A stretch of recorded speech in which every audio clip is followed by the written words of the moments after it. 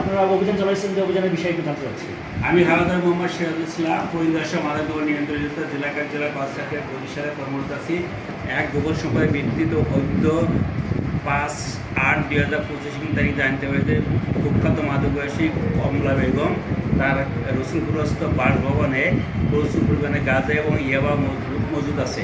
এই তথ্যের ভিত্তিতে আমার স্টাফদের নিয়ে গোপনীয়তা বজায় রেখে আমরা ওইখানে আজ বেলা আনুমানিক 12:30 ঘটিকার সময় অভিযান করি। 25 সাক্ষীর সম্মুখীন বসতঘরে প্রবেশ করে বসতঘর তল্লাশি করি। তল্লাশিকালে তার কমলা বেগমের বডি থেকে ইয়াবা উদ্ধার করি আনুমানিক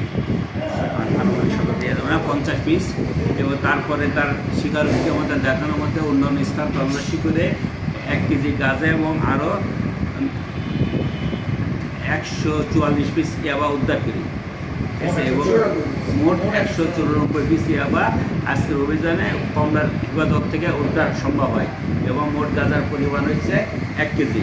এবং এই মাদক বিক্রয় লব্ধ অর্থ হিসেবে আমরা মোট নগদ টাকা 2800 টাকা জব্দ করি, যা উপস্থিত সাক্ষীদের সঙ্গে জব্দ করে আমরা সব ঘটনাস্থলে আইনগতভাবে সকল ব্যবস্থা গ্রহণ করি এবং আসামিকে গ্রেপ্তার করি, এবং গ্রেপ্তারকৃত আসামি বর্তমানে আমাদের হেফাজতে আছে, এবং আসামিকৃত মাদকদ্রব্য নিয়ন্ত্রণ আইনে একটি নিয়মিত মামলা প্রক্রিয়াধীন।